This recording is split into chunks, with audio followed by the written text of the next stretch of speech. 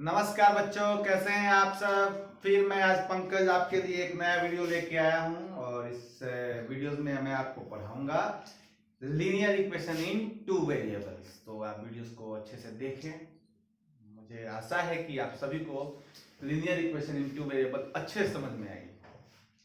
और इस वीडियोस को मैं शूट आप लोगों के लिए ही कर रहा हूं, स्पेशली कि आप इजीली अपने घर में बैठे बैठे पढ़ें। और अगर आपको समझ में नहीं आता है तभी आप कोई जाके ट्विटर को पकड़े। तो मैं कामना करता हूँ, यही कामना करता हूँ कि आप सभी जो है इस वीडियोस को जरूर अच्छे से देखें और समझने की कोशिश करें, और जो डाउट है उसके लिए कमेंट जरूर करें। तो चलिए स्टार्ट करते हैं हम लोग linear equation in two variable for class 10th। और आप हेडिंग लगा दीजिए linear equation in two variable. देखिए, linear equation in two variable।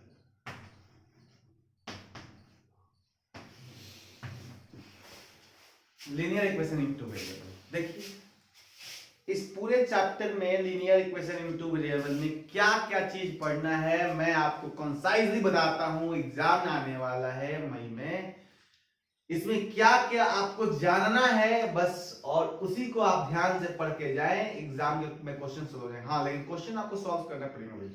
पढ़ने के बाद अपने आप को देखिए कितने क्वेश्चन आप सॉल्व कर पा रहे हैं।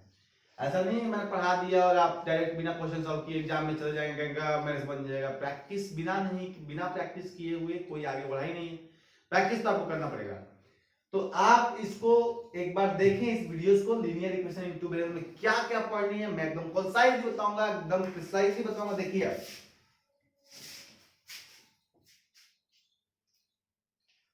Linear equation in two variable का सबसे पहले linear equation in two variable बोलते किसको हैं, तो मैं लिख देता हूं an equation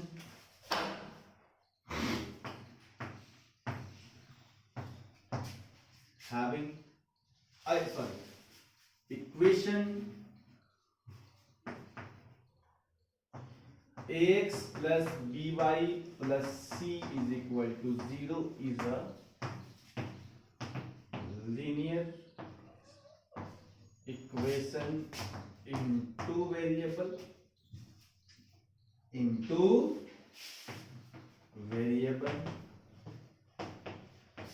where a is not equal to 0 and b is not equal to 0। ये सारे बस इतना ही ना पॉइंट,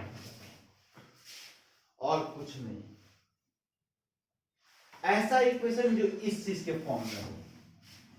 बताता हूं ये चीज क्या है भाई, इतना घबराने की बात नहीं है। Equation ax plus by plus c is equal to 0 के फॉर्म में हो, जहां पर a 0 के बराबर नहीं हो और b भी 0 के बराबर नहीं। देखिए मैं क्या कहना चाहता हूं। सबसे पहला चीज कि ये x जो है और y जो है यही वेरिएबल है। यही क्या है? वेरिएबल है। ये x और y जो है ना बच्चा, यही वेरिएबल है। वेरिएबल का मतलब होती है कि जिसकी वैल्यू वेरी कर रही है उसको वेरिएबल बोलेंगे। सिंपल सी बात।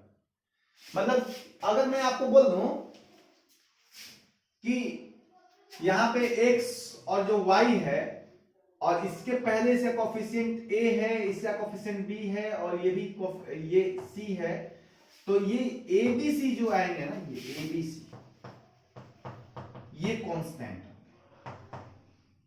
यानी इनकी वैल्यू फिक्स रखी गई। अब x की वैल्यू हम निकालेंगे, ये वेरिएबल है और इसी को फाइंड करना होता है हमें कि x की वैल्यू कितनी है, y की वैल्यू कितनी है। तो सबसे पहला चीज की equation in the form of ax plus by plus c is equal to 0 is a linear equation in two variable where a is not equal to 0 and b is not equal to 0, x and y are the variable, where x and y are also variable, are the variables and abc are the constant। यही बात इसमें है और कुछ नहीं है। पहला चीज लीनियर इक्वेशन किसको बोलते हैं, ये आपको बात समझ में आ गई होगी। और ये जो पॉइंट है ना, a is not equal to 0, ये बहुत जरूरी है मेंशन करना बच्चों। इसको आप लोग मजाक में लेते हैं सर क्या जरूरी है वेयर लिखने की। जो अरे अगर आप a is not equal to 0 नहीं लिखेंगे ना, कोई ना कोई बच्चा उसमें से बेवकूफी करके एक वैल्यू 0 कर देगा, और जैसे ही एक ही वैल्यू 0 कर देगा ना वो, तो 0 इंटू एक्स 0 हो जाएगा। मालूम चलेगा कि ये वाला टर्म ही खत्म हो गया, बचेगा बी वाई प्लस सी। भैया अब ये लीनियर इक्वेशन में 2 वेरिएबल कहाँ रहा, इसमें 2 वेरिएबल कहाँ आएगा? 0 से x मल्टीप्लाइड होकर वैनिश्ड हो गया, खत्म। तो उसमें तो वेरिएबल इस इक्वेशन में तब इक्वेशन बचे केवल y वाली टर्म बची, तो by प्लस c रही बस। अब ये लीनियर इक्वेशन में 2 वेरिएबल 1 वेरिएबल हो जाएगा, 2 वेरिएबल से 1 वेरिएबल हो गया। और मैं फिर से यही बात करना चाहता हूं कि b अगर 0 के बराबर नहीं करेंगे तो b 0 के बराबर नहीं करनी चाहिए। अगर हम b की वैल्यू या कोई भी बच्चा 0 लेता है b की वैल्यू, तो 0 इंटू वाई 0 हो जाएगा और ax प्लस c बच जाएगा। इसका मतलब फिर से तो लीनियर इक्वेशन में 1 वेरिएबल आ गया। इसका मतलब बच्चों कि आप कभी भी लीनियर इक्वेशन इन 2 वेरिएबल को डिफाइन करेंगे जिसमें x एंड y 2 वेरिएबल्स होंगे, क्योंकि 2 वेरिएबल्स यही x और y है, इसलिए 2 वेरिएबल कहा जाता है। बात समझ में आ रही है? और दूसरी चीज कि आप इसमें a की वैल्यू 0 के बराबर कभी नहीं कर सकते, इसलिए इसको मेंशन करना बहुत ही जरूरी है कि a is not equal to 0 और b is not equal to 0। क्योंकि ये दोनों वैल्यू 0 होंगे तो लीनियर इक्वेशन में 2 वेरिएबल नहीं रह पाएगा, ये लीनियर इक्वेशन में 1 वेरिएबल हो जाएगा और आप चैप्टर में पढ़ रहे हैं लीनियर इक्वेशन 2 वेरिएबल। तो आपको ये मेंशन करना बहुत जरूरी है, तो ये बात को ध्यान रखें। और एबीसी क्या है? इसमें कांस्टेंट है। बस मैं इतना ही बात आपको बताना चाहता था कि लीनियर इक्वेशन इन 2 वेरिएबल किसको बोलते हैं। आप बहुत बढ़िया समझ गए होंगे कि लीनियर इक्वेशन इन 2 वेरिएबल किसको बोलते हैं। अब देखिए आगे की बात।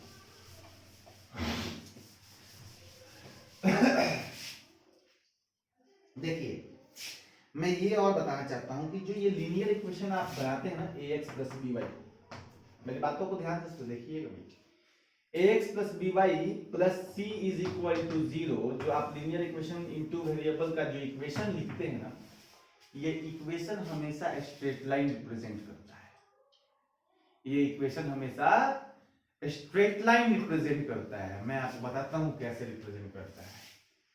ax plus by plus c, तो ये ax plus by plus c is equal to 0 is a linear equation in 2 variable. आप बोल सकते हैं कि ये जो है भैया लीनियर इक्वेशन इन 2 वेरिएबल है, एलईटीवी लीनियर इक्वेशन इन 2 वेरिएबल है और it represent straight line. It represent straight line, कुछ नहीं किया है, ये स्ट्रेट लाइन को रिप्रेजेंट करता है। ठीक है, ये स्ट्रेट लाइन को क्या करेगा भैया? रिप्रेजेंट करेगा। इस बात को आप समझ गए होंगे कि क्या मैं कहना चाहता हूं, कैसे रिप्रेजेंट करेगा। देखिए जैसे कि मान लिया जाए, चलिए इसको नोट डाउन कर ले, मैं इसको रफ करने जा रहा हूं। मान लिया जाए कि इसी फॉर्म में आपका एक इक्वेशन है, आपका एक इक्वेशन है 2x plus 3y minus 9 is equal to 0, मान लिया जाए। तो मैं आपसे पूछूंगा कि भाई इसकी जो ये इक्वेशन है ये कैसे स्ट्रेट लाइन बनता है, आप मुझे दिखा दीजिए। तो आप कुछ नहीं करेंगे, इसको आप कहेंगे कि 2x plus 3y is equal to 9। तो बताइए 3y इज इक्वल टू क्या हो जाएगा? 9 माइनस 2x। तो y की वैल्यू क्या हो जाएगी? 9 माइनस 2x बाई 3। क्या यही होगी? आप बोलेंगे हाँ सर यही होगी। अब आप कुछ नहीं करेंगे, यहाँ पे कोऑर्डिनेट लिख लेंगे, एक x और एक y, और 2 पॉइंट लेके आप ग्राफ प्लॉट कर लेंगे। आप जब बच्चों इसको 0 पुट करते हैं, x को 0, x को 2 इंटू 0 क्या होगा? 2, और 9 में से 0 जाएगा तो क्या होगा? 9, और 9 को डिवाइड किया है 3 तो क्या हो जाएगा?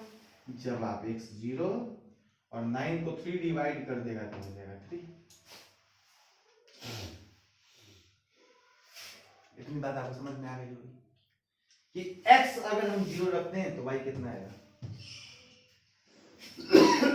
दूसरी चीज कि अगर मैं x की जगह पर 3 रख देता हूं, चलिए x की जगह पर 3 किया, 9 माइनस 2 इंटू 3 6, 2 इंटू 3 2 इंटू 3 कितना होता है 6, 9 में से 6 गया 3, 3 डिवाइडेड बाई 3 यानी 1।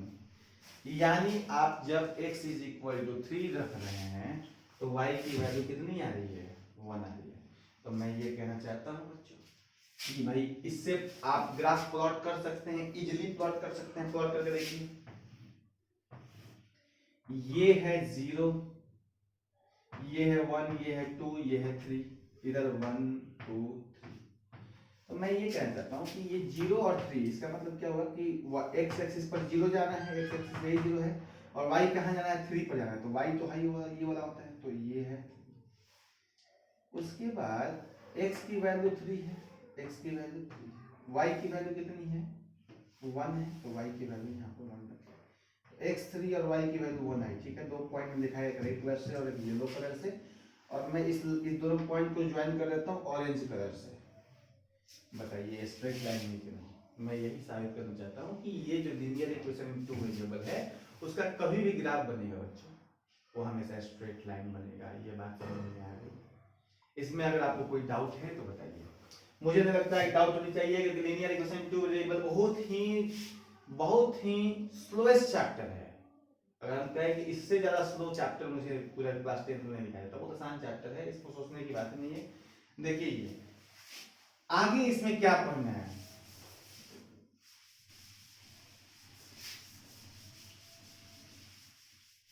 देखिए मैं ये बताना चाहता हूं आपको कि linear equation in two variables में मैंने बता दिया कि linear equation in two variable बोलते किसको है, और linear equation in two variable क्या चीज रिप्रेजेंट करता है, तो इट्स अ लाइन। अब मैं आपसे एक बात पूछूंगा,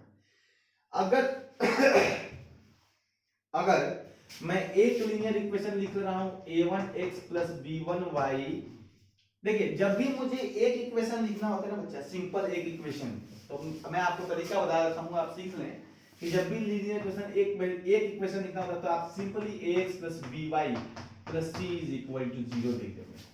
देखिए आपसे एक ही इक्वेशन पूछा, लेकिन अगर मान लीजिए आपसे दो इक्वेशन पूछते हैं, तीन इक्वेशन पूछते हैं, तो आप a1 इसको बस इसको a1 कर देंगे, इसको b1 कर देंगे, इसको c1 कर देंगे, और अगले वाले को क्या देंगे a2x plus b2y plus c। तीसरे वाले को देंगे a3x, तीसरा इक्वेशन लिखना होता है b3y, बस कोएफिशिएंट चेंज करते जाते हैं, इक्वेशन बनते जाता है। मेरा ये कहने का मतलब है, आपसे कोई पूछे एक तो आप इजीली कहें ax plus by plus c is equal to 0। अगर आपसे बहुत सारे पूछे जा रहे हैं तो बस a1 a2 a3, अगर मान लीजिए 50 को पूछा जाए तो a50 कहिए, a50 plus b a50x plus a50y ऐसे करते जाइए, 50 इक्वेशन बना दीजिए आप, क्या दिक्कत है। तो मैं ये कहना चाहता हूं कि linear equation in two variables के बहुत सारे इक्वेशंस आप लिखना हो तो आप बस कोएफिशिएंट को चेंज करते जाए, इक्वेशन फॉर्म करते जाएंगे, ठीक है।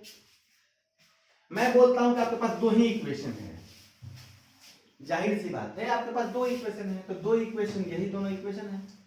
तो मैं कह रहा हूं बच्चा, क्या ये भी एक स्ट्रेट लाइन को रिप्रेजेंट करेगा? आप बोलेंगे हाँ सर, क्योंकि अभी आपने बताया कि linear equation in two variable हमेशा स्ट्रेट लाइन को रिप्रेजेंट करता है, तो ये भी एक रिप्रेजेंट करेगा लाइन को। मान लीजिए ये लाइन है, इसको रिप्रेजेंट किया कौन, ये वाला इक्वेशन, यानी ये वाला इक्वेशन बेचारा जो ये वाला इक्वेशन है इस लाइन को रिप्रेजेंट कर रहा है। सपोज कर लिया जाए कि इस लाइन को रिप्रेजेंट कर रहा है, ठीक। अब ये वाला जो इक्वेशन है दूसरे लाइन को रिप्रेजेंट कर रहा है, ये वाला जो इक्वेशन है मान लीजिए इस लाइन को रिप्रेजेंट कर रहा है, ठीक है। तो मैं कह देता हूं कि ये वाला लाइन के लिए इक्वेशन है a1x plus b1y plus c1 is equal to 0, a2x plus b2y plus c2 is equal to 0। तो बच्चों मैं ये कहना चाहता हूं कि आपको ये समझ में आ गई होगी कि अगर 5 इक्वेशन दिया है इसका मतलब 5 ठो लाइन बन रहा होगा, 6 इक्वेशन दिया है इसका मतलब 6 ठो लाइन बन रहा होगा, 2 इक्वेशन दिया है तो 2 लाइन बन रहा होगा, ठीक है। अब मैं ये सोच रहा हूं कि क्या ये दोनों लाइन कैसे कैसे हो सकते हैं। मैं एक सिंपली बात सोच रहा हूं कि ये दोनों लाइन के बीच में क्या क्या पॉसिबिलिटीज हैं। तो मैं अगर कहूं सिंपल सी बात में कि ये दोनों लाइन आपस में कट कर सकती है, आपको ये नहीं हो सकता है, मैं बोलूंगा हो सकता है, क्यों नहीं हो सकता है।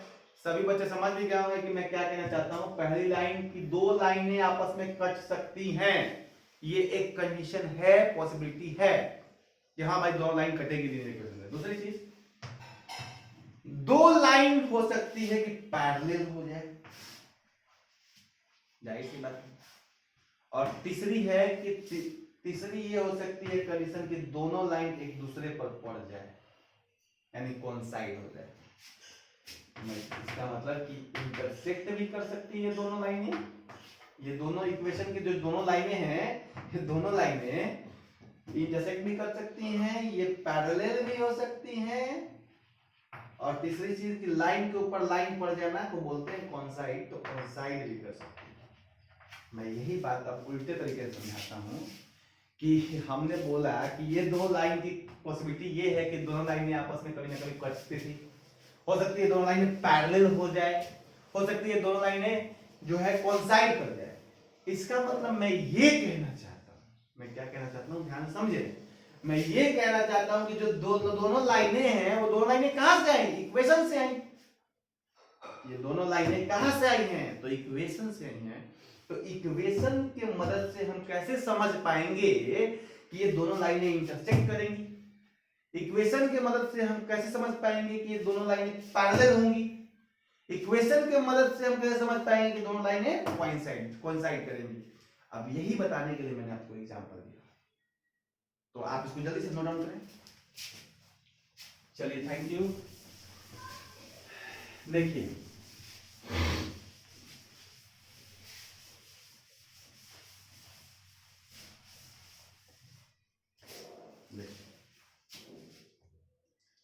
तो मैंने बोला कि लाइंस जो हैं आपस में क्या कर सकती हैं। तो पहला कंडीशन मैंने बताया कि इंटरसेक्ट कर सकती हैं। सिचुएशन था ये कि भैया ये लाइन इंटरसेक्ट कर सकती है। दूसरी चीज कि लाइन पैरेलल हो सकती है। दूसरी चीज की लाइन पैरेलल हो सकती है। तीसरी चीज कि लाइन कोइंसाइड कर सकती है। लाइन कोइंसाइड कर सकती है। लाइन कोइंसाइड कर सकती है। ये तीन ही पॉसिबिलिटीज है, ठीक है। और मैं इनके लिए कंडीशन भी इसी में लिख दूंगा। अब सुने ध्यान से, आपके पास इक्वेशन क्या था? पहला इक्वेशन था a1x plus b1y plus c1 is equal to 0। अब दूसरा इक्वेशन क्या था? a2x plus b2y plus c2 is equal to 0। ठीक है, ये दोनों इक्वेशन था। ये पहला इक्वेशन लाइन पहला के लिए एक लाइन बना होगा, इससे दूसरा इक्वेशन से दूसरा लाइन बना होगा। अब मैं ये बोल रहा हूं कि इस इक्वेशन ने किसी एक लाइन को बनाया, इस इक्वेशन ने दूसरी लाइन को बनाया, दोनों लाइन आपस में इंटरसेक्ट कर गए। ये तभी पॉसिबल है बच्चा कि a1 by a2 is not equal to b1 by b2। तो कहेंगे सर कैसे ये हो सकता है, ये कैसे हम समझ रहे हैं? मैं बोलूंगा थोड़ा सा होल्ड करें, इस लेक्चर में मैं नहीं बताने वाला हूं। अगर आपको आगे लेक्चर चाहिए कि भाई बताएं तो आप मुझे जरूर कमेंट करें, मैं बता दूंगा। लेकिन अभी आप इतना कंडीशन को याद रखें क्योंकि आपकी मई में एग्जाम होने वाली है, ठीक है। तो a1 by a2 is not equal to b1 by b2, ये कंडीशन होनी चाहिए, आपको ये ध्यान रखना चाहिए। उसके बाद पैरेलल लाइंस के लिए जो कंडीशन है वो देखिए, इसका बाय इसका रेशियो a1 by a2, इस दोनों का ratio b1 by b2 ratios के बराबर नहीं होना चाहिए। बात समझ में आई? अगर बराबर हो तो फिर दिक्कत हो जाएगा, तब तो फिर इंटरसेक्टिंग कंडीशन का नहीं होगा। ये बराबर नहीं आनी चाहिए तभी इंटरसेक्ट करेगा, ठीक है। उसके बाद मैं बोलूंगा पैरेलल लाइन के लिए, तो पैरेलल लाइन के लिए कंडीशन है a1 by a2 is equal to b1 by b2 is not equal to c1 by c2। ये पैरेलल लाइन के लिए कंडीशन, ये लाइन पैरेलल होगी। कब होगी? इस कंडीशन पर, यानी a1 by a2 आप करके देख लेंगे, b1 by b2 करके देख लेंगे, c1 by c2 करके देख लेंगे। और अगर ये आपस में ये दोनों बराबर और ये नहीं बराबर हुआ तो समझ जाइए कि लाइन जो है पैरेलल है, जाहिर सी बात है। और तीसरा चीज की कोइंसाइड होने के लिए भाई आपको एकदम सेम का सेम रेशियो जाना चाहिए, a1 by a2 is equal to b1 by b2 is equal to c1 by c2। तो मुझे भरोसा है कि आप इस कंडीशन को ध्यान रखे होंगे, जब दो लीनियर इक्वेशंस से हमारी जो पॉसिबिलिटी है लाइंस की, वो लाइंस कैसे होंगे, तो इंटरसेक्टिंग पैरेलल कंडीशन। और देखिए इसी का दूसरे तरह से भी नाम दिया गया है, ऐसा नहीं है कि मैं इंटरसेक्टिंग पैरेलल कोइंसाइड को लेकर बताया, इसी को दूसरे तरह से नाम दिया गया है कि इसको बोला गया है यूनिक सॉल्यूशन। यानी आपसे कोई कहे ना कि यूनिक सॉल्यूशन के लिए, अब बात कुछ सोचे, यूनिक सॉल्यूशन क्यों बच्चों, थोड़ा बुद्धि लगाइए। जब लाइन इंटरसेक्ट करेगा ना आपस में, तो एक ही वो पॉइंट मिलेगा, एक ही वो पॉइंट पर इंटरसेक्ट कर सकता है। बेवकूफ सब लोग समझते नहीं हो, एक ही पॉइंट पर इंटरसेक्ट होगा, जाहिर सी बात, इसका मतलब कि यूनिक सॉल्यूशन मिला, एक ही सॉल्यूशन मिला। और दूसरी चीज की अगर ये कंडीशन है a1 by a2 b1 by b2 is not equal to c1 by c2, इसका मतलब कि लाइन कभी जाके एक दूसरे से मिला ही नहीं। देखिए कि ये बराबर है, कट कर देता था तो ठीक है, कट कर देता तो ये वाली कंडीशन हो जाती, कट करता तो ये वाली कंडीशन हो जाती, ये वाली कंडीशन में ये नॉट, ये दोनों आपस में इक्वल है, इसका मतलब कि लाइन कभी आपस में मिलेगा ही नहीं, ये साबित करता है। और तीसरी चीज ये कोइंसाइड हो जाता है, इसका मतलब कि ये आपस में, देखिए ये जो नॉट इक्वल टू का साइन दिया गया ना, ये साबित हो रहा है कि लाइन कभी आपस में मिलेगा नहीं। और अब जैसे ही ये इक्वल हो जाता, इसका मतलब कि लाइन आपस में मिल जाएंगे, लाइन आपस में मिल जाएंगे। तो एक बात बताइए सबसे पहले इसमें, कि जब दो लाइन पैरेलल हैं और आपस में मिल नहीं रहे हैं, तो क्या इस केस में सॉल्यूशन कुछ भी मिलेगा? नहीं मिलेगा। तो इसको बोलेंगे नो सॉल्यूशन, काम खत्म। मतलब इस वाले केस को क्या बोलेंगे? No solution. तीसरी चीज कि ये जब लाइन है a1 by a2 is not is equal to b1 by b2 c1 by c2, यानी लाइन एकदम हूब का हूब एक जैसा है, जब बराबर हो गया इसका मतलब एक जैसा हूब का हूब है, इसका मतलब आपस में कोइंसाइड कर गया, लाइन के ऊपर लाइन पड़ गया। अब जब लाइन के ऊपर लाइन पड़ जाएगा तो सॉल्यूशन की कमी होगी, पूरी सॉल्यूशन मिल जाएगी, इनफाइनाइट सॉल्यूशन हो जाएगा, क्योंकि हर पॉइंट पर दोनों लाइन एक दूसरे को कट कर रहा है, तो इनफाइनाइट सॉल्यूशन होगा ना। इसलिए इस कंडीशन को हम लोग बोलते हैं इनफाइनाइट सॉल्यूशन। इसमें वंस सो रहा है इनफाइनाइट सॉल्यूशन, ठीक है। इनफाइनाइट सॉल्यूशन क्या है कि कंडीशन क्या क्या है कि कोइंसाइड होने के लिए a1 by a2 is equal to b1 by b2 is equal to c1 by c2 होना कंडीशन जरूरी है, और उसको ही बोलते हैं इनफाइनाइट सॉल्यूशन। क्वेश्चन आपको बच्चे एग्जाम में बनाएंगे, कहेंगे कि कोइंसाइड होने के लिए कंडीशन, दो लाइन आपस में कोइंसाइड हैं, बताइए इसकी वैल्यू कैसे क्या क्या होगी, क्वेश्चन दिया जाता है ऐसे। तो आपको कभी कोइंसाइड लिख देगा, कभी इनफाइनाइट सॉल्यूशन लिख देगा, कभी पैरेलल लिख देगा, कभी नो सॉल्यूशन लिख देगा क्वेश्चन पेपर में। कभी हो सकता है इंटरसेक्ट करवा दे, कभी लिख दे यूनिक सॉल्यूशन के लिए। तो आप घबराएंगे नहीं, intersect unique solution is the same thing. Intersect तभी होगा जब यूनिक सॉल्यूशन होगा। इंटरसेक्ट किया हुआ लाइन कभी दो पॉइंट पे नहीं कट करता, इसलिए यूनिक सॉल्यूशन है, हो जाएगी इसी बात। पैरेलल किया हो, जो पैरेलल लाइन होता है कभी नहीं एक दूसरे से मिलते हैं, तो कोई भी कंडीशन हो जाए उसमें सॉल्यूशन तो मिलेगा नहीं, तो नो सॉल्यूशन के लिए कंडीशन कहाँ है, देखिए यही चीज लिखा गया है। और इसके लिए कोइंसाइड होने के लिए जो है वो कंडीशन ये है, और वो इनफाइनाइट सॉल्यूशन है, इनफाइनाइट सॉल्यूशन शो कर रहा है। तो मुझे ये बात समझ में आ गई होगी कि आप सभी को समझ में आ गई होगी। मैं यहीं पर वीडियोस को पॉज करता हूँ, मैं सेकंड पार्ट लेके आ रहा हूँ आपके लिए, linear equation in two variable. Wait कीजिए, कल तक मैं आपकी सेकंड पार्ट आ जाएगी। Thank you.